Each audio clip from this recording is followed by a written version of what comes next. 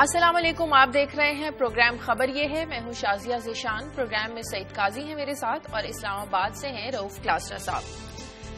ناظرین، مذاکرات کی بات ہو، کراچی میں دہشت گردی، بھتہ خوری کا معاملہ یا کوئی اور اہم قومی مسئلہ، ہمیشہ فیصلہ کن موڑ پر پہنچتے ہی کسی نہ کسی نقطے پر معاملات رک جاتے ہیں. اب کہا تو یہ جا رہا ہے کہ اب طالبان کے ساتھ مذاکرات کا فیصلہ کن موڑ ہے. موجودہ کمیٹیوں کی جگہ نئی کمیٹیاں بنیں گی، لیکن اب ملک میں ایک نئی بات پر بحث شروع ہو گئی ہے کہ فوج کو طالبان سے براہ راست مذاکرات کرنے چاہیے یا نہیں کرنے چاہیے. چودھری شجاعت ہو یا پاکستان پیپلز پارٹی، دونوں ہی فوج کو مذاکراتی عمل میں شامل کرنے کے مخالف ہیں. کیا فوج کے لیے مذاکرات کا حصہ بن کر طالبان کے مطالبات ماننا ممکن ہوگا؟ آج ہم اس پر بات کریں گے. ساتھ ہی ہم بات کریں گے کہ کل ہر ماں یہ سوچنے پر مجبور تھی کہ کوئی ماں کیسے اپنی ہی ممتا کا گلا گھونٹ سکتی ہے. جی ہاں، کل جوہر ٹاؤن لاہور میں ماں نے اپنے ہی 2 بچوں کی جان لے لی. وجہ غربت اور بچوں کا 3 دن سے پیٹ بھوکا بتایا گیا ہے. لیکن تصویر کا دوسرا رخ کچھ اور بھی بتاتا ہے کہ کنال کا گھر، گاڑیاں، آخر ایسا کیا بحران تھا اس گھر میں جس نے 2 معصوم بچوں کی جان لے لی؟ وجہ کچھ اور تھی یا واقعی غربت تھی؟ آخر ان معصوم بچوں کا کیا قصور تھا؟ کیا وجوہات بتائی جا رہی ہیں؟ اس پر بھی بات کرنے کی کوشش کریں گے. اپنے نمائندوں عمر جاوید کو لائن پر لیں گے اور جانیں گے کہ اصل وجوہات اس واقعے کی کیا سامنے آئی ہیں. اس کے بعد کچھ اور اہم خبریں لیتے ہیں قائد صاحب اور کلاسر صاحب سے. وہ آج کیا ایکسکلوسیو ہمارے ساتھ شیئر کریں گے. جی قائد صاحب.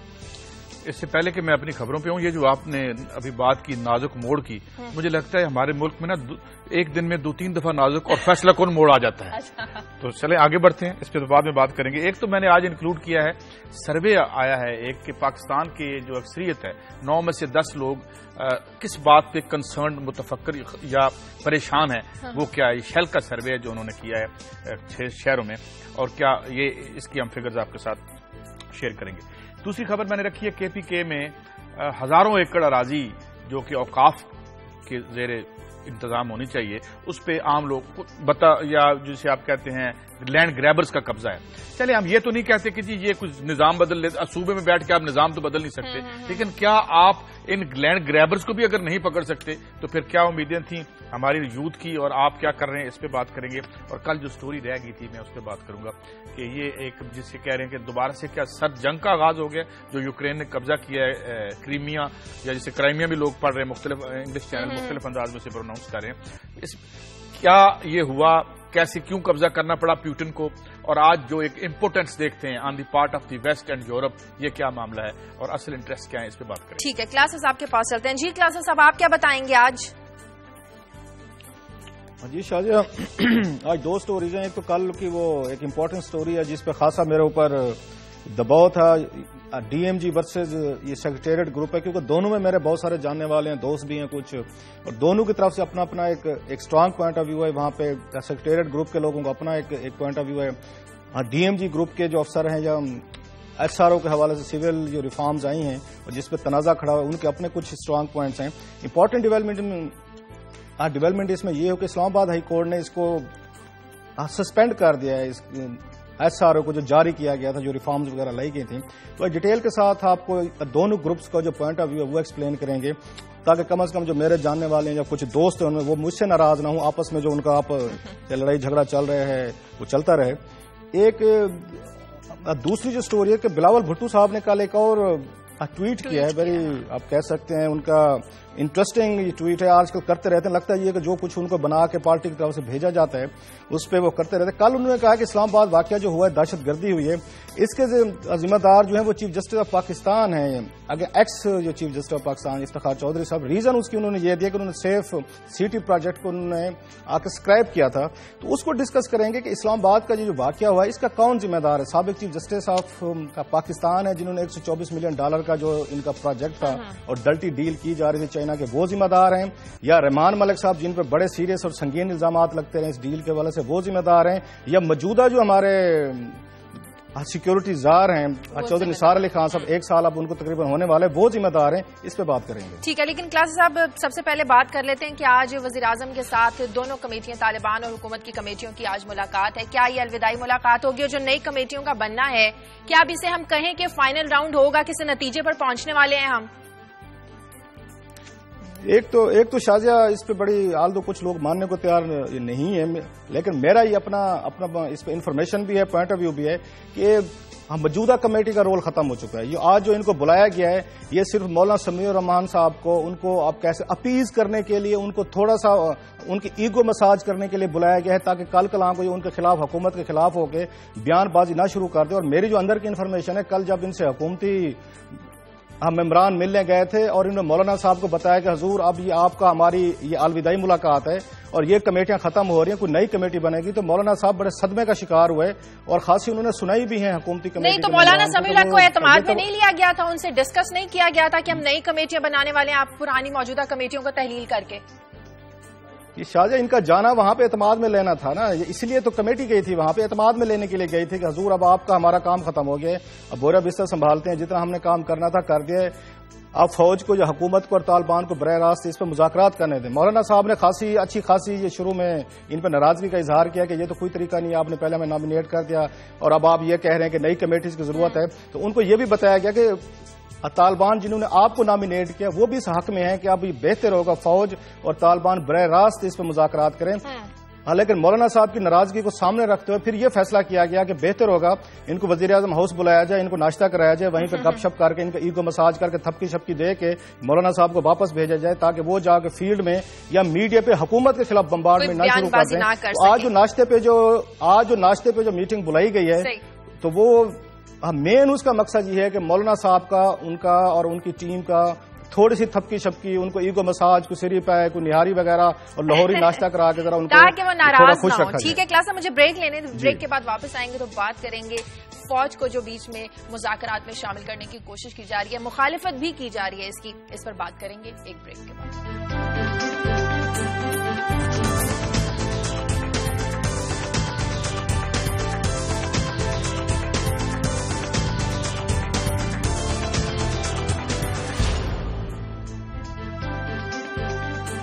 بریک کے بعد خوش آمدید ناظرین. اب یہ کہا جا رہا ہے کہ وزیراعظم صاحب فوج کو ڈرائیونگ سیٹ پر بٹھا کر مذاکرات کا حصہ بنا کر کسی فیصلے تک پہنچنا چاہتے ہیں. صاحب ایک نئی بحث شروع ہو گئی ہے کہ فوج کو مذاکرات کا حصہ بننا چاہیے، نہیں بننا چاہیے. پیپلز پارٹی بھی مخالفت کر رہی ہے. پرانی تاریخ کو ہم پرانا نہیں کر سکتے تو کوئی نئی بحث نہیں ہوتی. میں اس سے پہلے کہ آپ کو انالیسس دوں، میں 2-3 کوٹیشنز آپ کو پہلے بھی سنا چکا ہوں. بعض ایسے عہد ہوتے ہیں جس میں کہا جاتا ہے کہ history without events, events without history, heroes without heroic deeds, کہ ہیرو ہوتے ہیں، سرماؤں کے کارنامے نہیں ہوتے. Passion without truth, truth without passion. ایک تو یہ بات، یہ ہم ایسے عہد میں. دوسری بات، فیصلہ کن موڑ آ گیا آج کو. یہ فیصلہ کن موڑ نا اخباروں کے نیوز رومز میں آتے ہیں اور صبح ہمیں سرخیوں میں نظر آتے ہیں یا ہمیں ٹی وی کے خبرناموں میں نظر آتے ہیں. معاملہ یہ ہے کہ آئے روز ایک فیصلہ کن موڑ آتا ہے. پھر ہوتا کیا ہے؟ اس فیصلہ ابھی کلاسر صاحب نے بڑی اچھی بات کی کہ جی وہ کام ان کا ختم ہو گیا کام، دھماکے ختم ہو گئے، کچہری میں اٹیک نہیں ہوا، آج ایف سی والے نہیں مارے گئے. نیا موڑ کون سا آتا ہے؟ نیا موڑ یہ آتا ہے کہ ہمیں پتا چلتا ہے، 1 منٹ دیجیے گا ذرا. نیا موڑ یہ آتا ہے کلاسر صاحب کہ ایک نیا نام سامنے آتا ہے. کبھی احرار الہند آ جاتا ہے، کبھی فلاں آ جاتا ہے. اور یہ جو رات کو چشم زدن میں ایک نیا بنتا ہے، جسے آپ کہتے ہیں گروپ، جو وہ بنتا تو اس دن ہے، ہمیں یہی بتایا جاتا ہے، مگر وہ اتنا ہارڈنڈ ہوتا ہے کہ ہمیں وہ طالبان سے بھی زیادہ جو کارکردگی دکھا کے مار کے نکل جاتا ہے. پرابلم کیا ہے؟ یہ سارے نام ہیں ایک ہی جن کی ساری فرنٹل جو آرگنائزیشنز ہیں یہ آج کے مارتے ہیں. کوئی فیصلہ کن موڑ نہیں ہوتا، وہی ہریسہ چل رہا ہے. وہ جو آپ کہہ رہے ہیں کہ ان کو منانے گئے تھے، نہیں منانے گئے تھے. بات یہ ہے کہ جس طرح میں یہ کہہ رہا ہوں، events without history, history without events. اور تاریخ میں واقعات ایسے جیسے کیلنڈر کی تاریخ بدل رہی ہے. روز ہم بیٹھے ہوئے ہیں، فیصلہ کن موڑ آ گیا، اب فوج کو ڈال لو، اب فوج کو نکال دو. تو کلاسر صاحب اصل میں بات یہ ہے کہ ہم یہ لوگ تاریخ کو 1 انچ آگے نہیں لے جا سکتے. ہم کہہ رہے ہیں یہ پیسے لیں، ہم کہہ رہے ہیں یہ ٹیکسز ہیں ہمارے، سیکیورٹی ہماری ٹھیک کریں. آج ایک کمیٹی بن رہی ہے، پھر دوسری بن رہی ہے. دھماکہ اسی طرح ہوا، ایف سی کے نوجوان کل پھر شہید ہو گئے. کچہری کا واقعہ آج پیچھے ہے، ابھی پروگرام کر کے نکلیں گے تو ایک اور بریکنگ چل رہی ہوگی. تو میرے خیال میں یہ کروئل جوک ہے جو اس ملک کے عوام سے بند کر دینا چاہیے. کلاسر صاحب یہ بحث تو اپنی جگہ کے مذاکرات میں فوج کو شامل ہونا چاہیے، نہیں ہونا چاہیے. فوج کی اپنی مرضی کیا فوج کی حمایت حاصل ہے اسے؟ شاہجہاں اس میں 2-3 چیزیں ہیں، میں اس کو ایکسپلین کر دوں ساری چیزوں کو. ایک تو یہ کہ آرمی سے کنسلٹ کیا گیا ہے اور آرمی نے اپنی اس پہ ولنگنیس کا اظہار دیا ہے. ایک میجر جنرل لیول کا آفیسر ہوگا, ISI میں سے بھی ہو سکتے ہیں, GHQ میں سے بھی ہو سکتے ہیں, یا کوئی بھی کسی کو بھی آرمی چیف کو کہا گیا ہے ایک نمائندہ دیں, اور آرمی نے اس کو سپورٹ کیا. میرا خیال آرمی کے پاس آپشن نہیں رہ گیا. جو پولیٹیکل حکومت کہے گی, جو وزیر اعظم کہیں گے, وہی ان جنرل رحیل کو کرنا پڑے گا. ادروائز تو پھر آپ ایک ٹگ آف وار یا زیادہ مسائل ان کے لیے پیدا ہو سکتے ہیں. ایک نیا آرمی چیف ہے, اس لیے وہ زیادہ ڈیفائی بھی نہیں کر سکیں گے وزیر اعظم کو, ایک چیز. اور دوسری چیز جو سب سے امپورٹنٹ بات ہے وہ فوج کو انوالو کرنے کی بات ہے, اور جس پہ پیپلز پارٹی زیادہ شور ڈال رہی ہے. ایک تو سیاستدانوں کو داد دیں جب چاہے ہمیں یہ بیوقوف بنا رہے ہیں اور ہم بن جاتے ہیں. اور فوج کو براہ راست ان معاملات میں کس نے آ کے بٹھایا ہوا؟ 3-4 میں آپ کو انسیڈنٹ آپ کو بتاتا ہوں جو ماضی میں ہوتے رہے اور سیاستدان کرتے رہے, اور جس میں آرمی کی انوالومنٹ انہوں نے خود کی ہوئی ہے.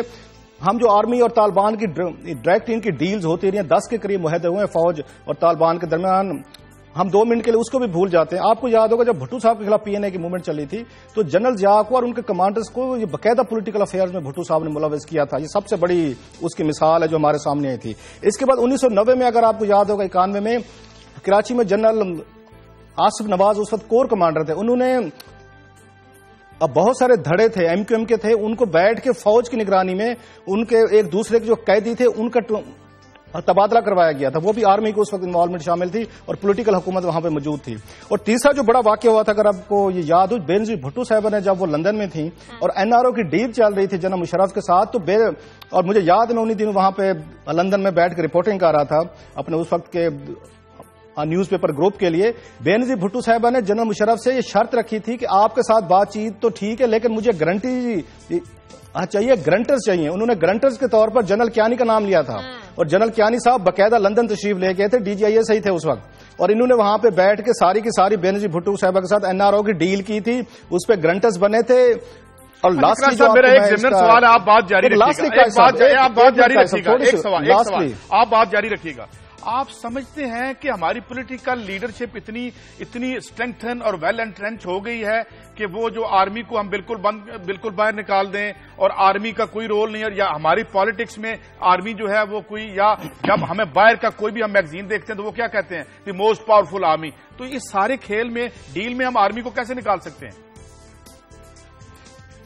صاحب اس پہ میں بات کر دوں, پہلے میں چوتھا واقعہ بتا دوں کہ جب یہاں پہ chief justice of Pakistan Iftikhar Chaudhry صاحب کے لیے ایکس جو چیف جسٹس ہیں ان کے لیے لانگ مارچ یہ شروع ہوا تھا. آپ کو یاد ہوگا اس وقت آصف زرداری صاحب نے اور گیلانی صاحب نے باقاعدہ آرمی چیف جو جنرل کیانی تھے ان کو بلایا تھا اور کہا گیا تھا کہ حضور آپ اعتزاز احسن صاحب کو فون کریں اور ان کو یقین دہانی کریں کہ ہم یہاں پہ چیف جسٹس کو بحال کر دیں گے. اور اعتزاز احسن اور نواز شریف صاحب نے زرداری صاحب گیلانی صاحب کی بات پہ یقین نہیں کیا تھا, انہوں نے آرمی چیف کی بات پہ یقین کر کے گوجرانوالا سے وہ واپس چلے گئے تھے. مجھے سمجھ نہیں آ رہی آج پیپلز پارٹی کو ایسی یہ کون سی بہت بڑی ایک نئی ان کو ڈیموکریسی یاد آ گئی ہے, ان کو نیا GHQ یاد آ گیا, ان کو موبائل یاد آ گئے ہیں.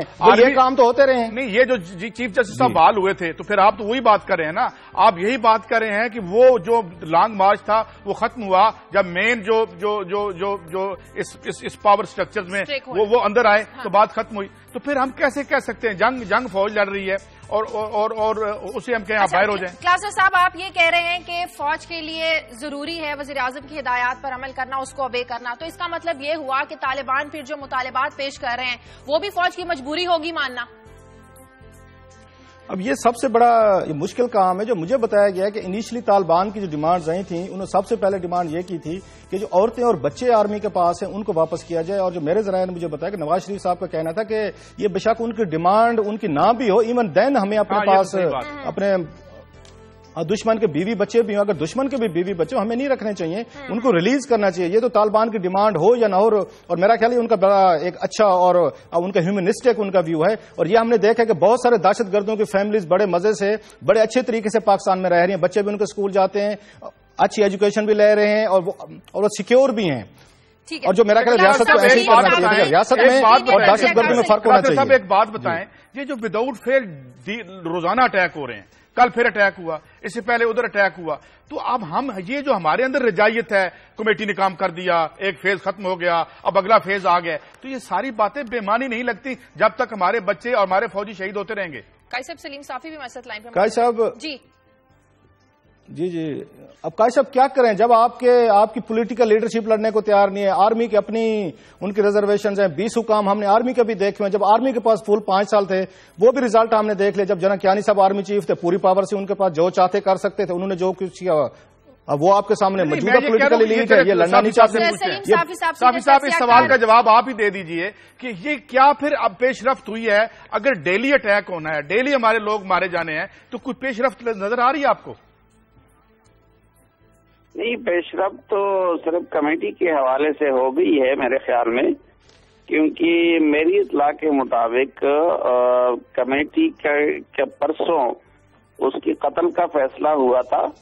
کل مولانا سمیع الحق صاحب کی امامت میں اس کا جنازہ پڑھا گیا، اور کل تو عموماً 3 دن بعد ہوتا ہے، لیکن میرے خیال میں ابھی اس وقت وزیر اعظم ہاؤس میں کمیٹی کی کل کی رسم جاری ہے، تو مجھے تو صرف ایک یہ پیش رفت نظر آئی ہے۔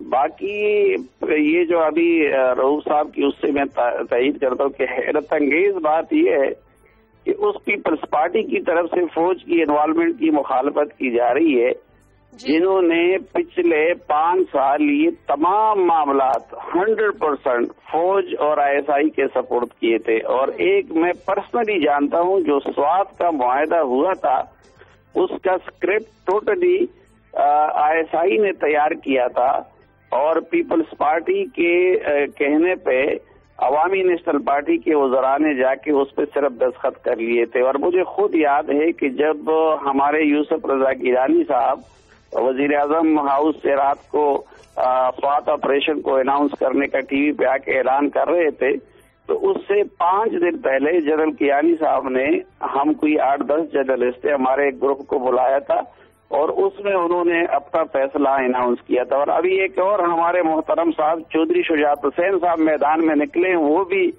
فخر سے کہہ دے کہ فوج کو ان معاملات میں ملوث نہ کیا جائے۔ اگر آپ کو یاد ہو تو یہ پرویز مشرف صاحب کی امامت میں چودھری شجاعت حسین کی پارٹی ہی حکمران تھی جب شکئی معاہدہ ہو رہا تھا، اور جنرل افتخار حسین شاہ زندہ ہے، وہ اس وقت گورنر تھے، اور جو پولیٹیکل ایجنٹ تھے اس وقت اعظم خان وہ بھی زندہ ہے۔ انہوں نے اس چیز پہ استعفا دیا کہ فوجی اس وقت کور کمانڈر جو شکئی معاہدہ کر رہے تھے، نہیں، اعظم خان کو وہاں سے ہٹایا گیا، انہوں نے کہا کہ یہ نہیں ہونا چاہیے، اور کور کمانڈر میں خود شکئی معاہدے کے موقع پہ موجود تھا، وہ یونیفارم میں وہ گئے، اور صبح طالبان کی طرف سے یہ بھی شرط لگائی گئی تھی، 2-3 گھنٹے شکئی معاہدے کی تقریب میں اس لیے تاخیر ہوئی کہ طالبان کی طرف سے شرط یہ تھی کہ کور کمانڈر کے ساتھ وہ جو روٹین کا اسلحہ ہوتا ہے پسٹل وغیرہ وہ بھی نہیں ہوگا۔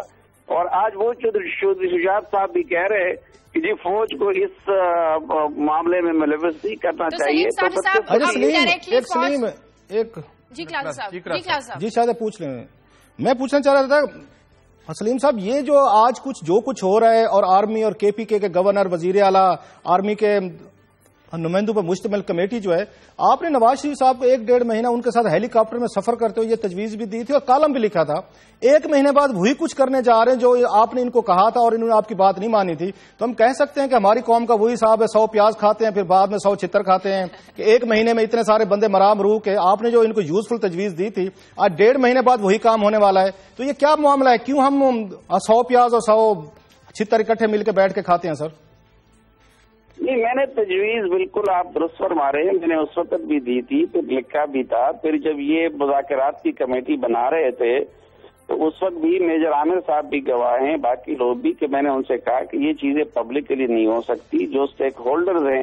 اور پھر یہ کہ دیکھیں، اب ہم یہ بھی نہیں کہتے کہ وہ جو کمیٹی میں جو فوجی ہو وہ جا کے مذاکرات کرے، میں تو یہ سجیسٹ کرتا ہوں کہ بھائی آپ جو میکینزم بنا رہے ہیں یا جو سپرویژن کرے گی، اس کے لیے یہ کمیٹی اس لیے ہونی چاہیے کہ وہ معاملات پچھلے 10 سال سے فوج کے سپرد ہیں، ان کے لوگ بھی مر رہے ہیں، پھر ساری ہینڈلنگ ISI کر رہی ہے، تو ہم تو ان کو پروسیس کا حصہ بنانے کی بات کریں گے۔ اسی میں بات آگے جاری رکھیے گا، میں آپ سے بہتر ایسا ہم صحافیوں میں نہیں ہے جو اس ریجن کو اور ایشو کو جانتا ہو۔ یہ فرمائیے کہ جو عام آدمی سننا چاہتا ہے، یہ کمیٹیاں، آپ اس ایشو کو بھی جانتے ہیں، اس کی ہسٹری بھی جانتے ہیں، کوئی ریسپائٹ نظر آتی ہے اس سارے پاور سٹرکچر میں؟ یہ جو لوگ اسے ڈیل کر رہے ہیں، طالبان کو بھی آپ دیکھ رہے ہیں، کیا ہمیں نجات مل سکے گی کسی فورسیبل فیوچر میں؟ سلیم صافی صاحب اس کا جواب دیجیے گا. مجھے بریک لینی ہے, آپ ہمارے ساتھ ہی رہے ناظرین. پروگرام میں وقت تک بریک کا, بریک کے بعد واپس آتے ہیں.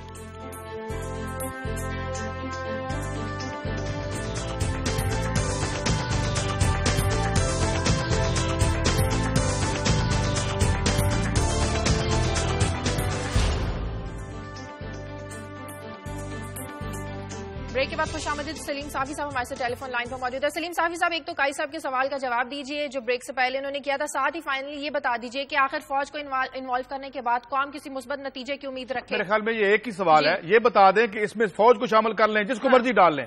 آپ کو لگتا ہے یہ کچھ بھی کر لیں اگر, تو کوئی ریزولوشن ہے؟ نہیں, ایک تو یہ کہ ابھی تک حکومت نے یہ اناؤنس نہیں کیا ہے کہ وہ یہ جو فوج اور ان کے نمائندے ہوں گے وہ اس کمیٹی کا حصہ بنیں گے یا کہ نہیں. اس کمیٹی کے علاوہ ان کا الگ میکینزم ہوگا. اگر تو الگ ہوتا ہے تو پھر, اور حکومتی کمیٹی ہی ہوتی ہے تو پھر تو یہ چودھری شجاعت صاحب کا اور پیپلز پارٹی کے اعتراض کا کوئی بھی جواز نہیں رہ جاتا. دوسری بات میرے نزدیک آج بھی حل ہے. حل صرف یہ ہے کہ تمام ادارے ایک پیج پہ آ جائے, پرائم منسٹر صاحب اور ان کی ٹیم کے لوگ اس مسئلے کو اپنی پریارٹی بنا دیں, اور جو لوگ اس مسئلے کو سمجھتے ہوں. ابھی کلاسرا صاحب بات کر رہے تھے کہ جی میں نے تجویز دی تھی تو پرائم منسٹر صاحب نے کیوں نہیں مانی. اب اس میں پرائم منسٹر صاحب کا میرے خیال میں زیادہ قصور نہیں ہے, وہ تو میری قسمت کا قصور ہے کہ اس نے مجھے لاہور کی بجائے جو ہے اس علاقے میں پیدا کیا ہے. تو جب میرا ڈومیسائل یہاں کا نہیں ہے تو پھر میری مشورہ اس کو کیوں. آپ کا نام کے ساتھ بھی پرابلم ہے صافی صاحب. صافی صاحب, آپ کا نام اگر سلیم بٹ ہوتا تو بھی آپ کی بات سنی جانی تھی. آپ کو صرف اپنے علاقے کو نہ وہ کریں, اس کا نام کے بڑا تعلق ہوتا ہے. نہیں, میں آپ اس کو تو لیا وہاں سے ہم نے.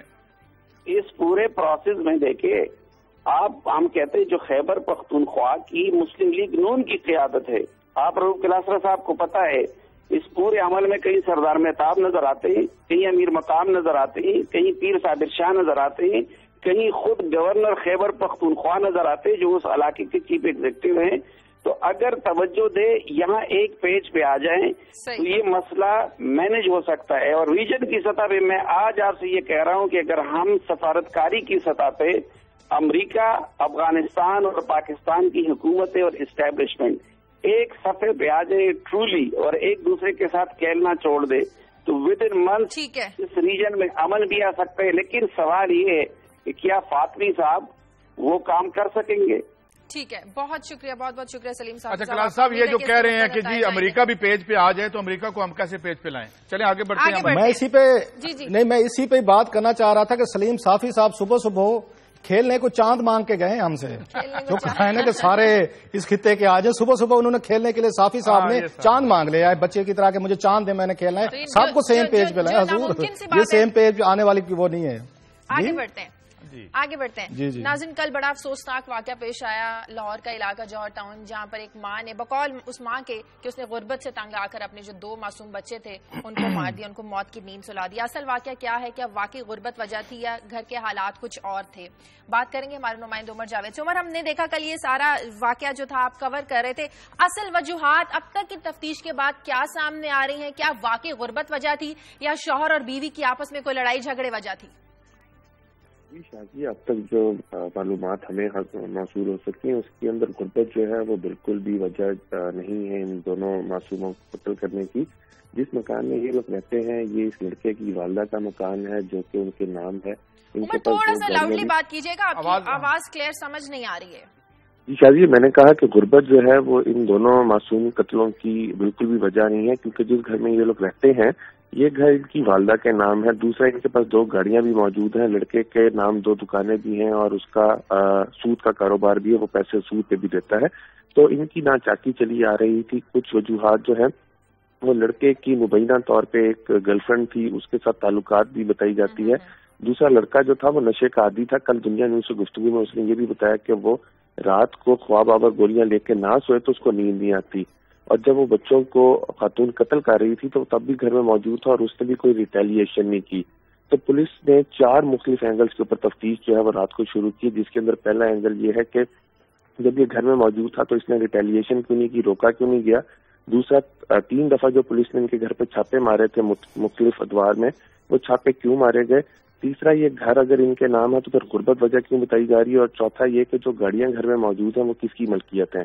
تو ان چاروں پہلوؤں کے اوپر پولیس نے رات سے تفتیش شروع کر دی. یہ بھی کہا جا رہا ہے بسما نے کچھ عرصہ پہلے خودکشی کرنے کی بھی کوشش کی تھی، نفسیاتی مریضہ لگتی ہے، ایسا بھی ہے کچھ؟ جی، نفسیاتی مریضہ اگر ہوتی تو وہ ڈیفینیٹلی کوئی نہ کوئی ادویات جو ہے وہ یوز کر رہی ہوتی. 2012 میں تیسرے مہینے میں اس نے خودکشی کرنے کی کوشش کی تھی، اور اس نے جو بلیچنگ پاؤڈر ہوتا ہے وہ پیا تھا، لیکن اس کی وجہ بھی لڑکے کی طرف سے تشدد کرنا اور لڑکے کی طرف سے ناروا سلوک، اور اس کے جو سسرالیے تھے لڑکی کے ان کی طرف سے ناروا سلوک بتایا جاتا ہے، جس کے بعد یہ 3 مہینے کے لیے اپنے میکے چلی گئی تھی. اس دوران جو لڑکا تھا سنی وہ ڈائری لکھتا رہا تھا، اور اس نے واضح الفاظ میں اس ڈائری کے اندر لکھا ہے کہ بسما کے جانے کے بعد اس کی زندگی بالکل بدل گئی ہے، اور وہ بہت زیادہ مس کرتا ہے اس کو، اور وہ چاہتا ہے کہ حالات ٹھیک ہو جائے، لیکن حالات جو ہیں وہ بالکل بھی ٹھیک نہیں ہو پا رہے، اور جس کی وجہ سے وہ کافی پریشان ہے. اس کا مطلب یہ ہوا کہ تصویر کا جو دوسرا رخ ہے وہ کچھ اور ہی وجوہات بتاتا ہے. بہت شکریہ عمر جاوید آپ کا. کیسا افسوس. یہ دیکھیں بات یہ ہے کہ ایک تو یہ جو معیشت ہے نا، اب ہم دیکھ رہے ہیں کہ وہ مڈل کلاسز کو بھی ایلیمینیٹ کری. ایک مڈل کلاس بفر ہوتی تھی نا ایک زمانے میں، جو پریشر آ رہا ہے جو لوگوں پہ، اور ہم دیکھتے ہیں دنیا میں، جب میں نے جیسے ابھی آپ سے بات کر رہا تھا پروگرام سے پہلے کہ 90s میں جب ہم نے ریسیشن دیکھا تو بہت سے لوگ بزنس ایگزیکٹو ہوتے تھے وہ بیچارے سڑکوں پہ ہیٹ بیچ رہے تھے.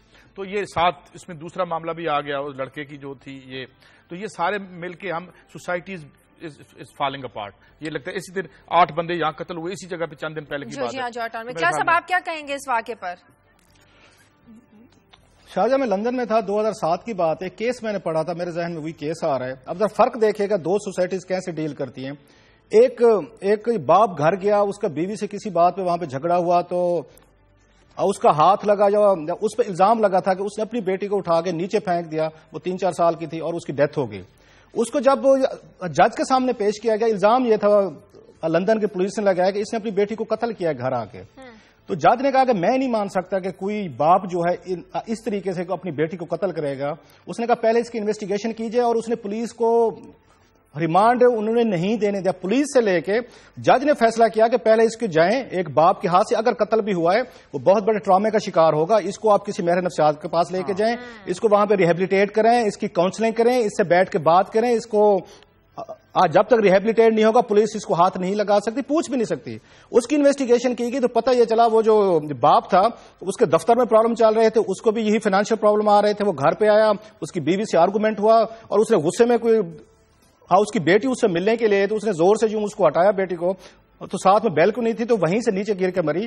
یہ میں سمپل آپ کو یہ بتا رہا ہوں کہ ہمارے یہاں نہ پولیس اس طرح سوچے گی، نہ ہمارے جج صاحب جس کے سامنے بسما کو پیش کیا جائے گا وہ سوچیں گے کہ پہلے ایک ماں کے ساتھ بیٹھ کے ایک اچھے اس کو ماہر نفسیات کو بات کرنی چاہیے، اس کو ریہیبلیٹیٹ کرنا چاہیے. ایک ماں کا بھی دکھ ہے، چاہے کل میں دیکھ بھی رہا تھا ہمارے میڈیا نے بہت سارے انفیئر رپورٹنگ بھی کی ہے.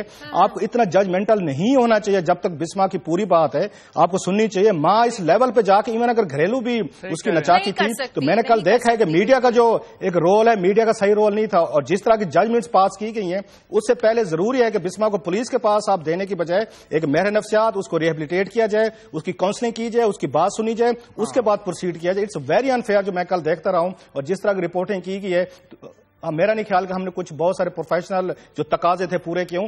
تھوڑا سا انسانی لیول دیکھنا پڑتا ہے. کوئی ماں اس لیول پہ جا کے اگر کوئی اسٹیپ لیتی ہے اس کے پیچھے کوئی ریزن ہوں گے. کلاس صاحب ایک بلکہ بڑی خوبصورت بات کہی آپ نے. ہمارے ایسا کوئی انتظام و انصرام نہیں ہے کہ ہم دیکھیں وہ کیا پریشرز تھے اس میں، لیکن یہ بھی تو دیکھیں کلاس صاحب، یہ جو لوگ ہمارے سڑکوں پہ بچوں کو مار رہے ہیں، یہ جو جنگوں کا آرڈر کرتے ہیں پریزیڈنٹ اپنا وائٹ ہاؤس میں بیٹھ کے کہ جاؤ لوگوں کو، ان کا بھی کوئی ذہنی علاج ہونا چاہیے. جو بھی بنی نو انسان کو مارتا ہے میرے خیال میں وہ بیمار لوگ ہی ہو سکتے ہیں. جی کلاس صاحب مجھے رات کی بات سناؤں، بریک لینی شاہجہاں نے. میں رات کو واقعہ سنوں کہ ہم ایسے واقعات پہ ویسے تو بڑا میڈیا اٹھ جاتا ہے، ہم بھی بہت بڑی باتیں کرتے ہیں، سوسائٹی کرتی ہے.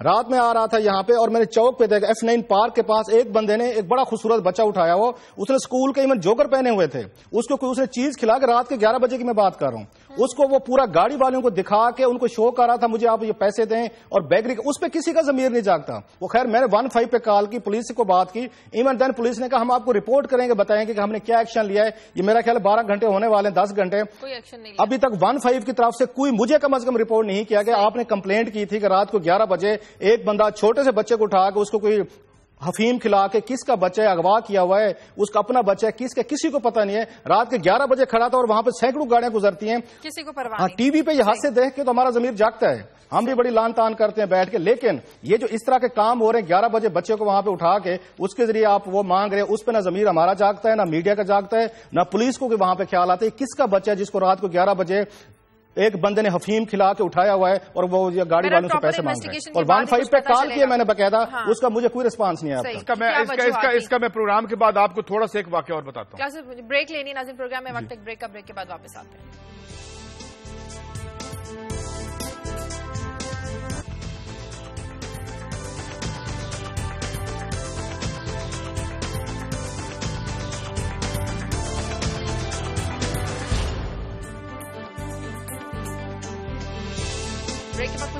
آگے بڑھتے ہیں. صاحب میں نے آپ سے یہ بات کرنی تھی کہ ایک جو آپ نے یہ بات کی، میں ایک ٹی وی پہ ایک لیڈی ڈاکٹر کا انٹرویو دیکھ رہا تھا، وہ بتانے لگی کہ ایک جو زچہ ہے ان کے ہاں ایک انتہائی معذور بچے کی پیدائش ہوئی، تو انہوں نے جب بتایا کہ بھئی یہ شاید بچ نہ پائے تو اس کے اہل خانہ نے ترلے شروع کر دیے کہ اس کو خدا کے لیے بچا دیں، یہ ہمارا بریڈ اینڈ بٹر ہے، اسی سے تو ہم نے، یعنی وہ معذور بچے سے انہوں نے، چونکہ معیشت، اور یہ میں سمجھتا ہوں کہ معیشت کو بالکل آپ نہیں نکال سکتے، وہ سارے نفسیات میں بھی جاتی ہے، آپ کی ہر چیز کو برباد کرتی ہے. تو وہ کہہ رہی تھی کہ اس معذور بچے کو بچانے کے لیے وہ ڈاکٹر چاہ رہی تھی کہ یہ ہمیں کر دیں، ہمارا روزگار کچھ ہو جائے گا.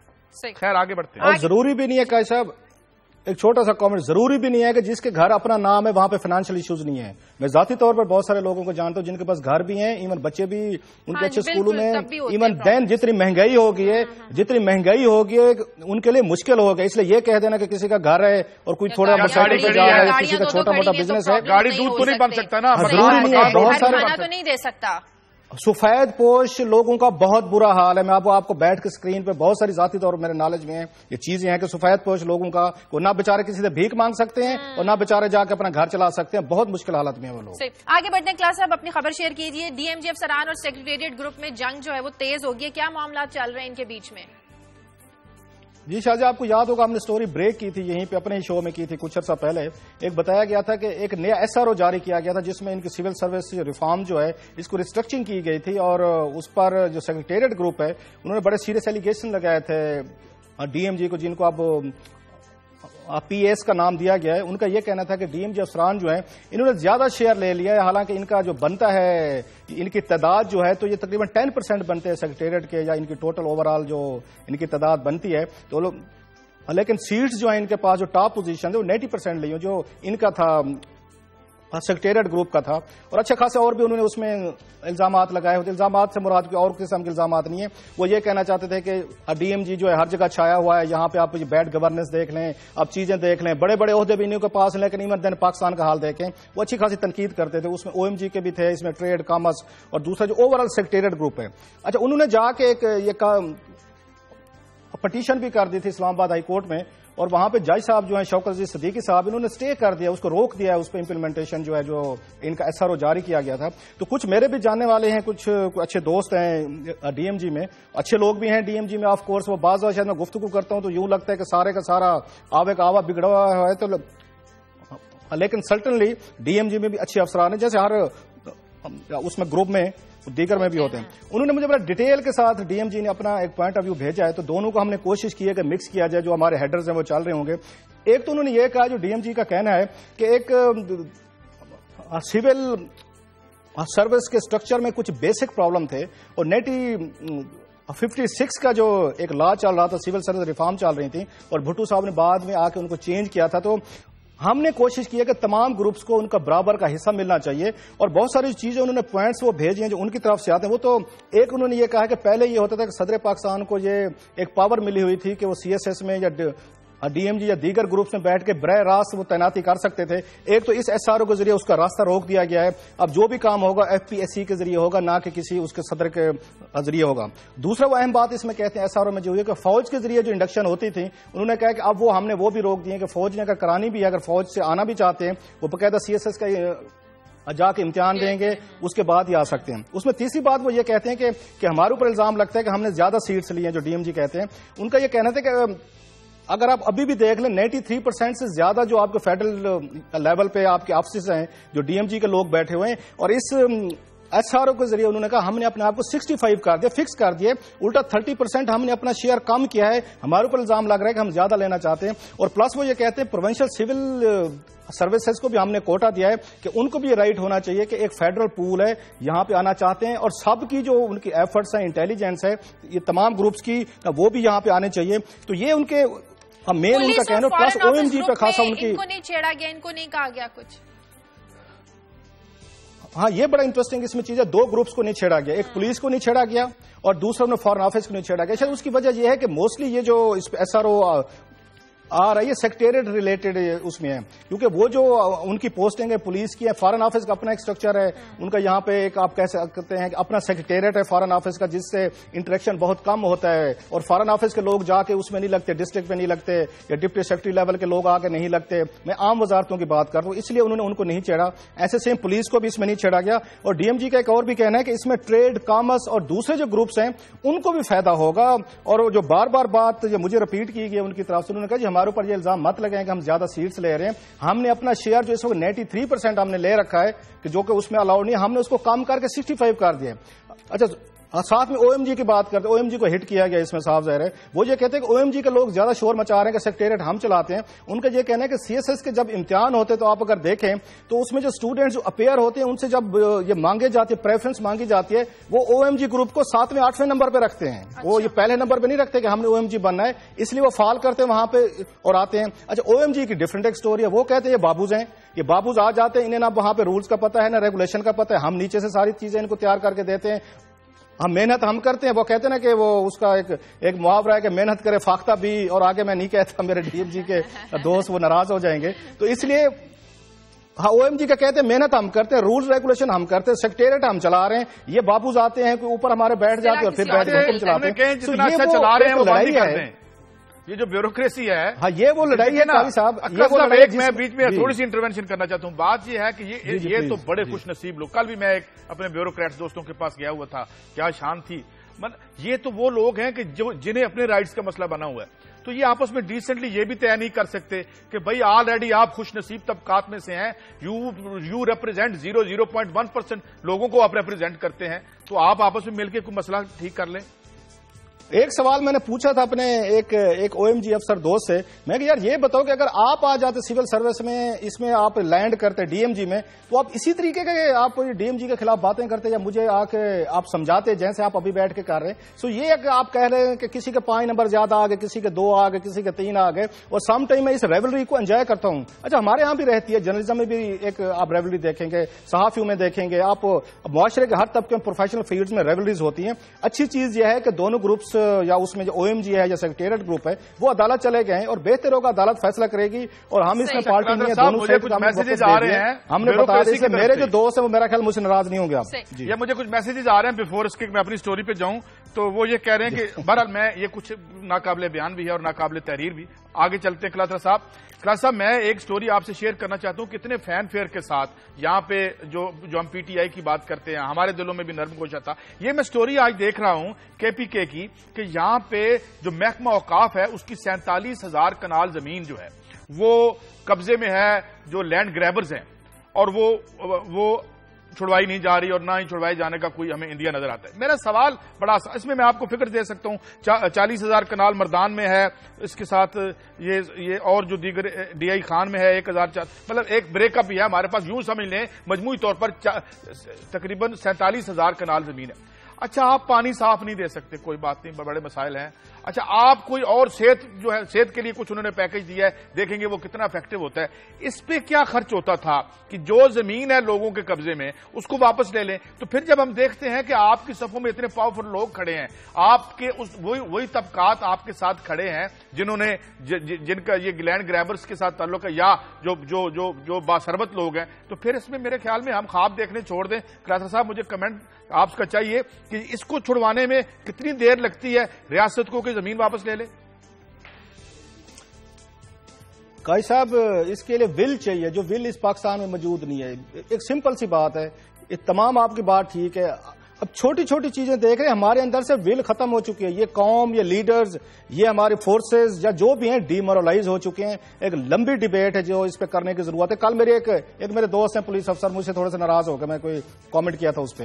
انہوں نے کہا جی ہم کیوں بچیں آپ یہاں پہ اس رولنگ لیڈ کو جو کرپٹ ہے, ہم کیوں جانے دیں آپ لوگوں کے لیے جب آپ کا یہ حال ہو چکا. تو میں نے کہا حضور دوست ہیں, میرا خیال ہے وہ یہ کہہ رہے ہیں کہ ہم کیوں بچائیں, میں نے یہ کہا وہ کھا جائیں گے, گویا ہم کھا لیں یا وہ کھا لیں. میں نے ان سے ریکویسٹ کی اگر سن رہے ہو تو میرا خیال ہے, معذرت نہیں سن رہے تو میری خوش قسمتی. میں کہا حضور پھر آپ لوگ یہ جاب مت کریں, اگر آپ نہیں یہ کام کر سکتے تو کیوں کر رہے ہیں, آپ تنخواہیں مت لیں. پھر اگر ہم کام کر, تھریٹس کس کو نہیں ہے, ہمیں نہیں ہے, ہمارے ادارے کو نہیں ہے, دوسرے صحافیوں کو نہیں ہے, یہ دوسری فیلڈ کے لوگوں کو نہیں ہے. یا بیچارے جو 12 لوگ اس دن شہید ہوئے, مارے گئے ہیں وہاں پہ, ان کو تھریٹس نہیں تھی. تو میں نے کہا یہ کوئی آرگومنٹ نہیں بنتا کیونکہ رولنگ لیڈ کرپٹ ہے, فلاں کرپٹ ہے, لہٰذا میں اپنی ڈیوٹی دینے کو تیار نہیں. ان کے اپنے ادارے میں بھی تو کرپشن ہے, ہر ادارے میں ہے. ایک بات میں ایڈ کر دوں, ایک بات, پولیس افسر کے منہ سے بات اچھی نہیں لگتی جی ہم کیوں آپ کو پروٹیکٹ کریں کیونکہ فلاں فلاں لوگ کرپٹ ہیں, ہم کیوں کریں. آپ لوگ پھر اپنا جاب کریں, آپ کو تنخواہ ملتی ہے, کام کرنے کی ملتی ہے, ہمیں تنخواہ ملتی ہے اپنے کام کرنے کی ملتی ہے. یہ تو کوئی جواز نہیں. میں کہہ دوں کہ میں تو نہیں کرتا, کیوں. اچھا کلاس صاحب, اگر میں نہیں کر سکتا اپنا کام, پھر میں بیٹھ کے جاتے تنخواہ نہ لوں. کل بات کی تھی جی ان کی ڈبل نیشنلٹی ہونی چاہیے, نہیں ہونی چاہیے, ان کی تنخواہ ہونی. اس ملک کے عوام کی رائٹس کی, یہ تو آپس میں لڑ رہے ہیں. جو رولنگ ایلیٹ ہے یہ کیک کے شیر پہ لڑ رہے ہیں. اگر اجازت دیں تو میں وہ بلاول والی سٹوری کر لوں کہ ہے کہ نہیں ہے. ہاں جی, کیا فرمایا. اگر ایک دو کل بلاول صاحب نے ایک ٹویٹ کیا, میرا خیال ہے رحمان ملک صاحب نے ان کو بنا کے بھیجا, کیونکہ وہ سارے کا سارا رحمان ملک صاحب کے کرتوت لگ رہے ہیں مجھے. اس میں وہ فرماتے ہیں کہ یہ جو حادثہ ہوا ہے وہاں پہ, حادثہ تو نہیں, ٹریجڈی ہوئی ہے جہاں پہ دہشت گردی ہوئی ہے اسلام آباد میں, اس کے ذمہ دار سابق chief justice of Pakistan Iftikhar Chaudhry صاحب ہیں, کیونکہ انہوں نے $120 ملین کا 124 اس $1 ملین کا پروجیکٹ جو اس کو اسکریپ کر دیا تھا. اگر وہ اسکریپ نہ کرتے تو آج اسلام آباد سیف اور سیکیور سٹی ہوتا. ایک تو اب اس میں دو چار چلیں پھر کل بات بھی پوچھیں گے جو تھر پارکر میں 32 بچے مر گئے ہیں. بلاول صاحب اس پہ بھی کوئی ٹویٹ کریں, وہ تو آپ کی حکومت ہے وہاں پر. نہیں وہ نہیں کریں گے, بڑا امپورٹنٹ ایشو ہے, یہ بڑا امپورٹنٹ ایشو ہے. جو بلاول کا ٹویٹ آیا اور انہوں نے بلیم شفٹ کرنے کی کوشش کی ہے اپنے سیکورٹی زار, انہوں نے اور ان کے گلیڈیٹر جو ہیں رحمان ملک صاحب جس طرح بیل آؤٹ کرنے کی کوشش کی. میرا خیال ہے بلاول جیسے پڑھے لکھے ایک سمجھدار, اس کو تھوڑا سا انویسٹیگیٹ کرنا چاہیے کہ کون ذمہ دار ہے اس کے لیے. پروگرام کے لیے آپ ہمیں فیڈ بیک دیجیے. خبر@دنیا TV.tv پر. کل تک کے لیے اجازت ہے, اللہ حافظ.